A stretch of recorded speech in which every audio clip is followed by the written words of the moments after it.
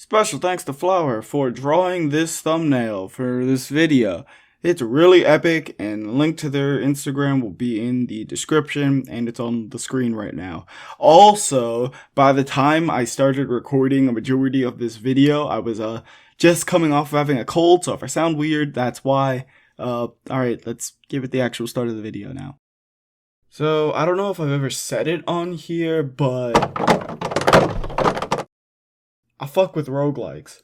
They're probably my favorite, fun game type of genre, and I really wish AAA game devs would give it the proper time of day, because according to the internet, the only AAA roguelikes that exist out there is that one DLC that Prey 2017 got, and Returnal. And the fact that a vast majority of you guys just went, oh wow, Returnal was a game, just proves my point. So, until then, it's just the indie sphere, and that subgenre that I'm focusing on right now are the top-down arena roguelikes. Because, okay, so I remember last year, I think, I literally got all of these games in the same time window, and I was like, yeah, it's funny, I'm gonna make a video on that. And here I am a year later doing it, so. Hey guys, Future Harry here. I completely forgot to tell you guys what an actual top-down arena roguelike is, just in case you didn't know before I go into the specific games. So, I'm gonna do that now. Can you tell I'm not good at this whole video making thing? Anyways, all three of these games feature a top-down perspective. And you're dropped in an arena. Sometimes the space in the arena is infinite, sometimes it's not. Sometimes it's, a nice little box. Sometimes it's just a fucking looping giant rectangle type thing. And then you start murdering things. And when you murder things, they drop little XP cubes. Pick up the XP cubes to increase your level, and either at the end of the round or when you just fill up your XP bar, it stops you and you get a bunch of fucking options for upgrades, up your stats, or items that help you murder things more efficiently. Cool. You know what a top-down arena roguelike is now? Good, epic. I ad-libbed all of that. I really gotta get better at writing. Let's look at them in order of quality. Which means we're starting with. So Vampire Survivors, the game where you survive everything besides fucking vampires, which I found funny. But out of all the three games here, Vampire Survivors is the one I like the least. But it's not a bad game in the slightest. I'd rather play this than fucking Starfield or get back in the fucking basement. I swear, the moment I stop being, lazy and getting, PS5 footage, I'm gonna fucking tear that game a new asshole. Anyway, the one nagging flaw in Bloodsucker Indoors gameplay is that it's so fucking slow. Your character moves like that one fat kid you didn't like in high school. I'm talking about you, Freddy, walking through fucking molasses. 30 minutes to win here feels like 3 goddamn years. And that makes the fucking wings pickup item a must-have for me to use at all times so I can just compete. Also for me, it's roguelike elements, like the things where items merge in and make one big super item. It's alright, it's fun, and it's rewarding as hell when you get them, especially after spending a millennium, getting to that point. But it's just easily outdone by the other two games for me. Unfortunately, Nosferatu Outlast gets a third place with a 6.5 out of 10. Oh dear, oh my, look at the time. It appears to be 5:28 a.m., which makes it I don't actually know what time dawn is. I just said a random time. I wonder if the time nerd is deleting his comment after hearing that. So 20 minutes till dawn takes second place in this little roguelike podium. Despite having less items than both of the games in first or second, each upgrade for each of the items and stuff that you pick, they feel way more stylized and cool, like all the, getting a fucking dragon egg that hatches, or all of the elemental upgrades, plus light and dark. Be careful 20 minutes till dawn, I'm pretty sure Persona may have that elemental setup copyrighted or not. Also, all the playable characters are women. I said that to clear out any potential Asmongold from this video. I hope you didn't mind. I hope you enjoyed the better smell also. But yeah, pick your favorite woman, pick your favorite way to murder creatures of the night, and then survive 20 minutes till dawn, facing boss fights at specific time intervals. It is pretty cool. The only other thing that of note I could add here is the game is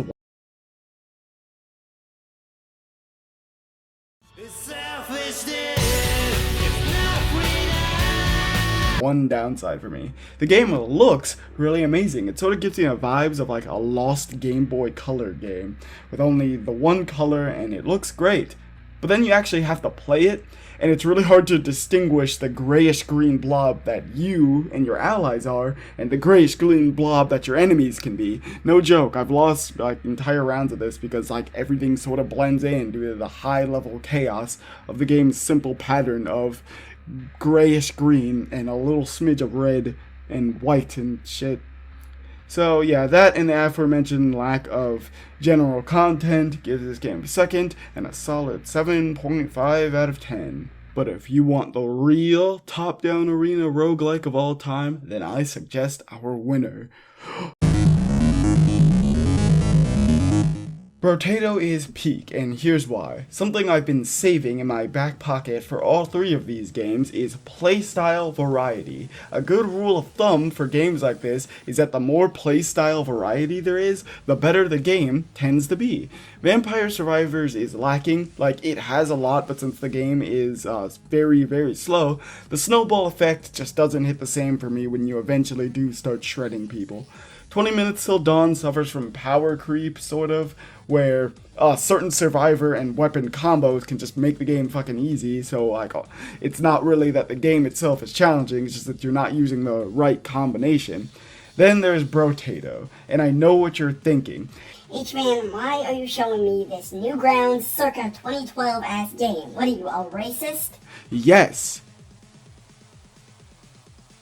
Side point, I fuck with this game's aesthetics a lot because like it's just incredibly charming to me. This whole era of fucking like 2010s-ish Flash games, I just love the vibes that brings. Probably my second favorite like game aesthetic. Wait, where was I? Oh right, gameplay variety. Brotato gives you a wait. Hold on, let me check. Ah, yes, a fuck ton of different ways to do your run. From the well-rounded character to just get your bearings and understand, to the mage to spam a bunch of elemental damage, to a fucking ghost to try and dodge a whole bunch of stuff while maxing out ethereal weapons, to a primitive caveman fucking unga bunga bashing your sticks and rocks together, and even the most accurate representation of what it's like to be a Twitch streamer. The items of the game go above and beyond to drastically try and alter your playstyle, mostly revolving around curb stomping one stat in the exchange of another one rising, so it sort of works as a balancing act. The only real flaw in Brotato is that it's way more RNG dependent than the other two to actually succeed. Like, if your character thrives off of boosting up one stat, you bet your ass the game will like dangle it in front of your face like a fucking pig with a soggy carrot. But other than that, Bratatas earns the imaginary H-manFTW seal of approval, and sits right on top of the podium, but it also sits right next to Risk of Rain 2 as being like probably my second favorite roguelike just ever in general. Let's just hope it doesn't go down the same path. Could you imagine the fucking Brotato being bought by someone like Ubisoft, and then they immediately fuck it up with their Ubisoftisms, so like an Assassin's Creed crossover DLC, premium currency injection, and then a sequel where you get to, I don't know, fucking play as every purple fucking creature in the game.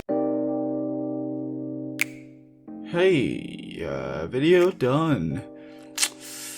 Man, so like genuinely right when I finished getting like recordings and stuff for this video, like I was just about to like start working on the script, fucking got the weirdest cold of all time, and then that was followed up with 2 whole days of consecutive just fucking burst fire nosebleeds.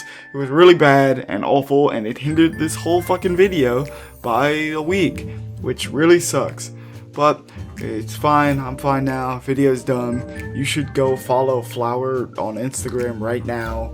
because she did a really good job on this thumbnail and made variants. I didn't even ask for the variants. It's just awesome. She's just that good of a fucking artist, I guess. Yeah, follow her, like, subscribe, do all those things, and I promise I won't get sick again ever. My immune system will be immortal now. Okay, bye.